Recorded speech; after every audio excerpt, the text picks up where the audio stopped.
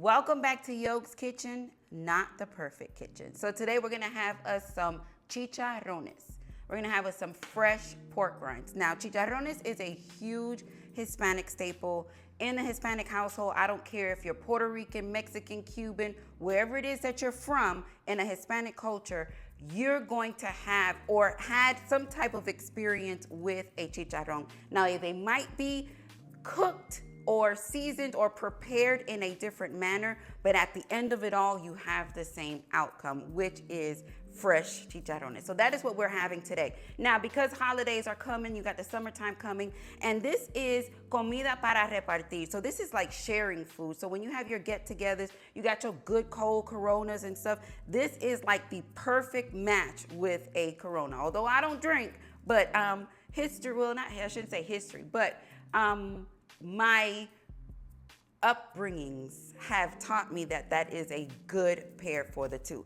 Now, what you're gonna need for this is obviously some fresh pork belly. Now, your pork belly must have the skin on the actual chunk of meat. So down here you have a lot of fat, you have some meat, and then right on top of here you do have the skin of the actual pork. So all this right here is the skin. So this, if you're not familiar what the pork belly is, it's the underbelly of the pig. So this would be, oh, there goes a TT. My point exactly. So that right there should let you know exactly what part this is. So this is very similar to bacon. So if you have your skin or your country cut or country cut of bacon that has the skin on it, it's very, very similar, if not exactly what it is that I'm talking about. So you want to make sure that the skin is on the actual meat. So as I just showed you. So you want to make sure that you wash this too. Now, to wash this, as I wash my pork, my chicken, and my beef or whatever, I am going to wash it with some vinegar and some baking soda with some fresh water. We're going to I'm going to show you what it is that I'm going to do, because you want to make sure that you get all the hair and all that stuff. If there's any left on the skin, you want to make sure that you get that off. Now, you're also going to season your water, because we're going to boil this first. So to season your water, you're going to need some cumin. We got some whole cumin here. Your choice. You can put whatever it is that you choose to do in it. Here we have some allspice and cloves, so you can add that if you would like. In this one here, we have some crushed red pepper and some whole black pepper. Now, notice that I am not using anything in a powder form. I want to kind of keep these spices whole, so that when it's boiling, it doesn't kind of like evaporate and kind of spread to the outer part of my pot, because I want all of my seasonings to stay inside. You're also going to need some bay leaves, your choice. I also have some coarse salt that I am going to put in there, and we have a few teeth of garlic. You can add an onion, you can add whatever else that you want to add in there. Now, mind you, we are seasoning this meat before we actually fry. I am also going to add 2 packets of sazon Goya, whichever ones, if you want tropical, if you want with saffron, whatever it is that you want, you can choose, but that is what I'm doing. And you're gonna need some limes. Your limes is to garnish your chicharron after it is fried. So after it's fried, you chop it up, or whatever it is that you're gonna do with it, you sprinkle or you squirt your lime on there to kind of like bring or wake up those flavors. Now, whatever you're gonna fry in is your choice, but for me, I prefer to fry in manteca. Manteca is lard. So if you can find you a nice tub of lard, does that say lard? No, see, it says manteca on this side and it says lard on this side. So a nice tub of lard. If you're noticing that you might not have enough, then you wanna kind of be able to submerge the your cutlets, which is this chicharron, underneath. So it's like a deep fry process. So if you don't have enough lard, just add some high temperature oil. I have some peanut oil. If this is actually 4 pounds of manteca, 4 pounds of lard. If it's not enough, we'll just add a little bit of peanut oil. All right, so we know what we got. We know what we're doing. let me get my bowl ready so I can show you how I clean up my chicharron. All right, so I got me a bowl of fresh water, and I have my chicharrones that I'm going to add to the water with my baking soda and my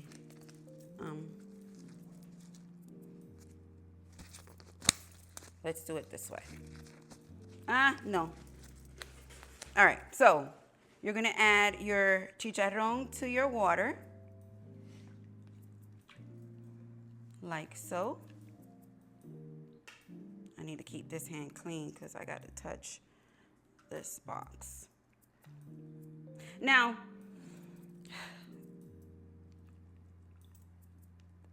to me, this part is not optional, but it can be optional. Remember, you are going to boil this. All right, so we got our chicharrones in the water. We're going to add some vinegar. And I am going to add some baking soda. So this baking soda is going to activate in this vinegar, and it's kind of going to break down some of that icky stuff that's on the pork. So you can just give it a nice little washing, like so, just to kind of, break some of that down. Now, as I was telling you, you want to make sure that your skin is clean. So with a knife, you are going to kind of like scrape the skin to make sure that there is no hair left behind of anything of that sort. So kind of just rub the knife down the skin like such. I mean, it's not, you don't have to get too in detailed with it, and just, keep, you'll see like all that little icky stuff.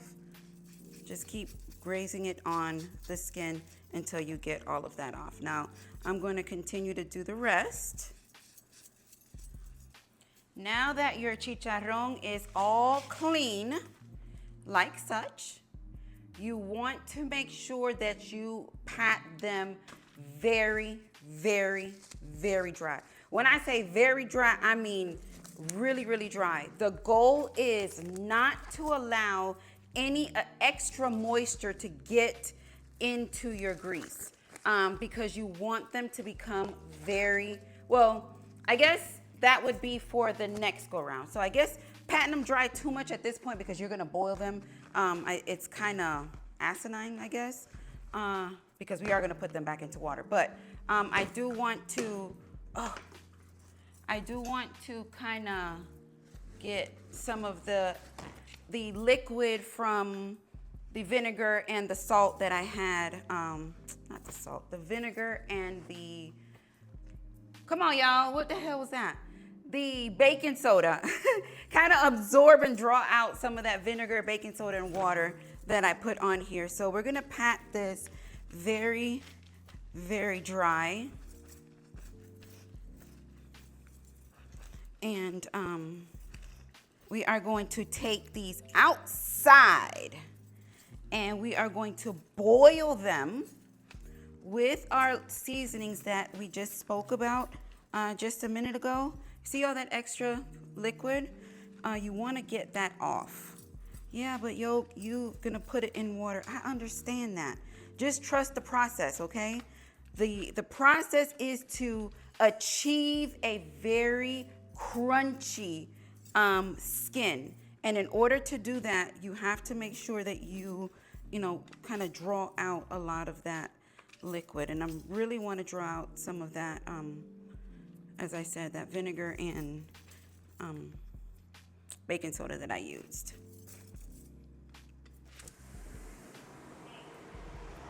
Y'all excuse the fan. I don't play with flies. So it's definitely not around my food. So that's what y'all hear. All right, so we got our water boiling.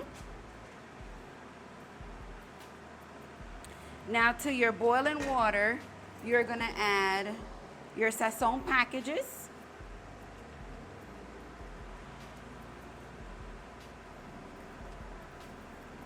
Give that some nice color and flavor. All right, we're gonna go in with that garlic. We're gonna go in with the bay leaf, our cumin, our coarse salt. We have some allspice and cloves. We have some black pepper and red pepper.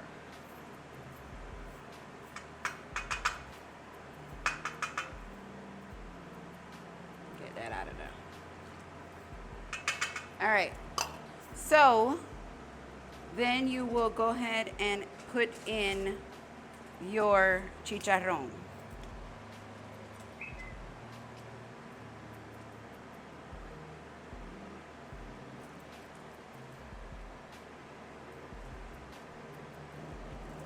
You can add whatever type of spices that you choose to add. You're more than welcome to do so. Hold on. Get my arm right because the weight just shifted.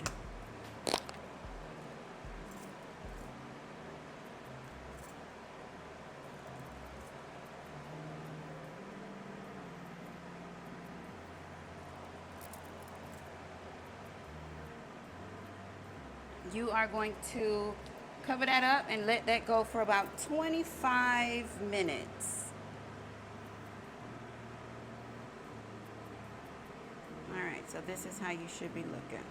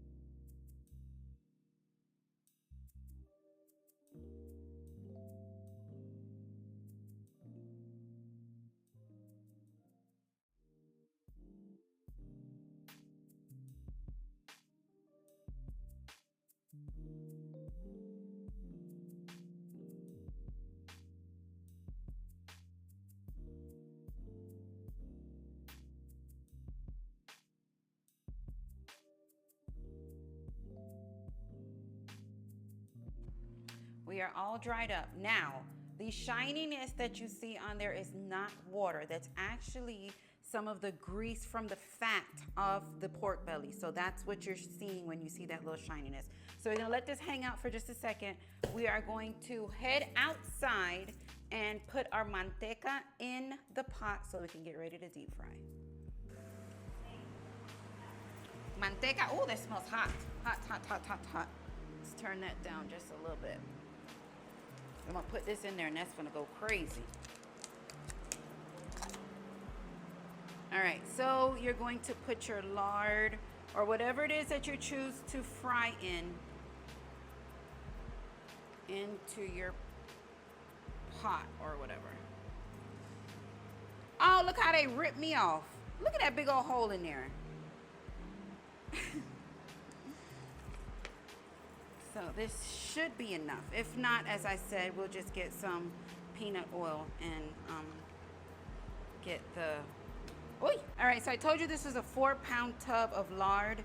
As you can see, it's melting to where I would be able to put a few pieces of the chicharron in, and it would be submerged in a deep frying state.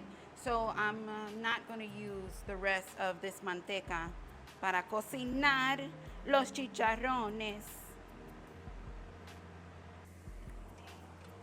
Here we got it. And our grease smells hot. Let me turn this down just a little bit. And you're just gonna add a few. You don't wanna, although they have been patted dry, you don't wanna overcrowd your pot anyway.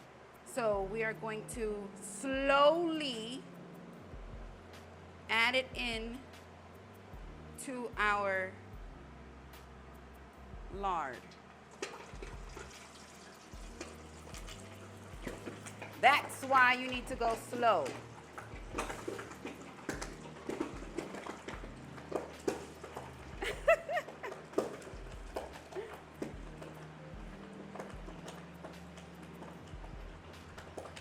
And why you should fry it outside.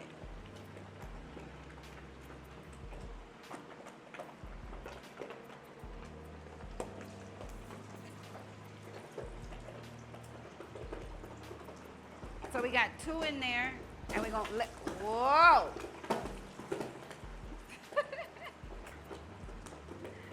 We're gonna let them fry up, and then we're gonna switch them out.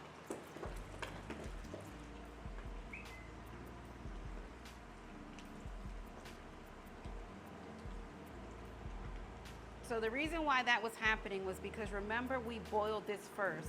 Although we pressed out as much of the water as we could physically with our hands, that still has some liquid in it. So obviously oil and water don't mix, so that's why you got that type of reaction with your lard. That's why, exactly why we're frying outside.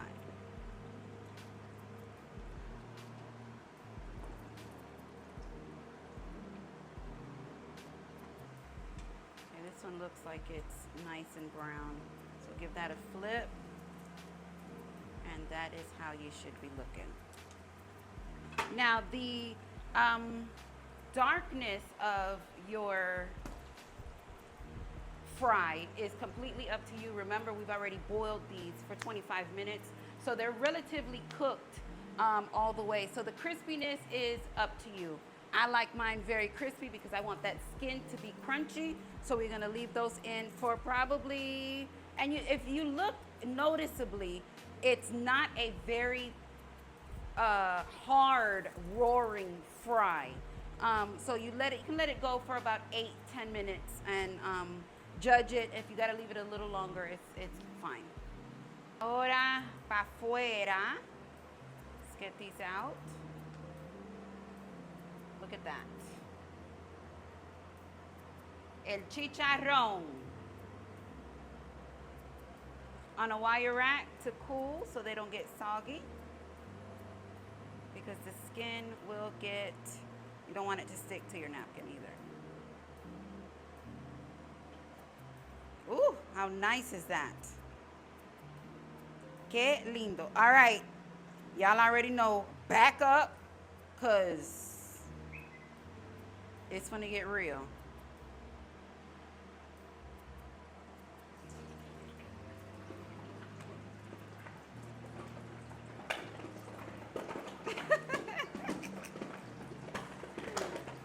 Back up.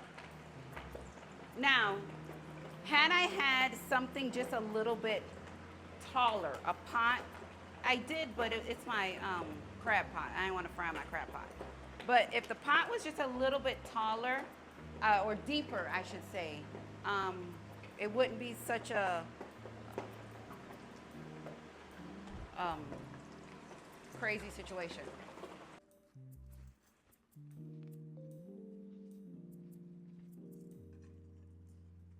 All right, give these flip.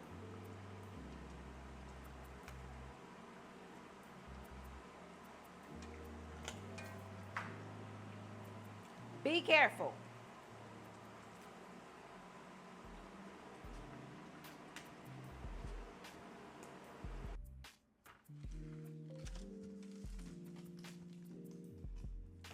All right, so get these out of this grease.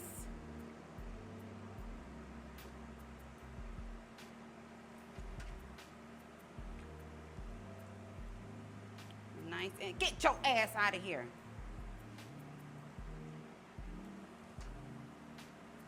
Hurry up, yo, hurry up, yo. All right, let's go inside. So here we got it. Our chicharrones de puerco. very nice and crispy. So what you'll do is just kind of give it like a rough chop, nothing too fancy. Because this is, vamos a repartir ahora, meaning we're going to share. So you're just going to chop them up into chunks as such.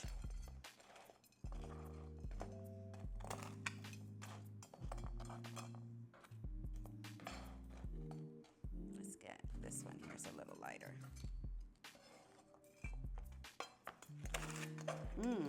You hear that crunch?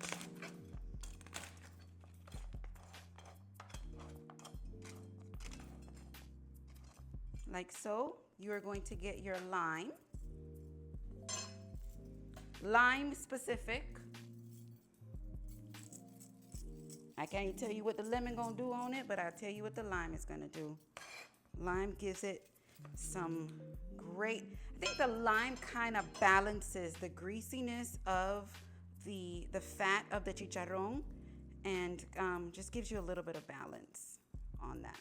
The acidity of that lime. And there you have it. Chicharrón de puerco. Let's get a little. You hear that?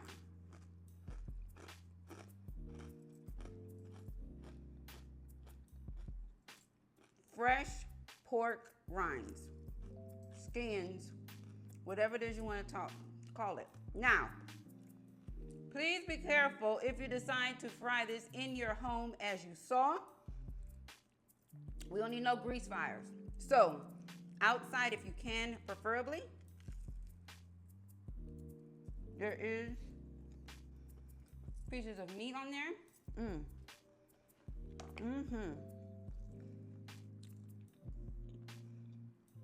Salud.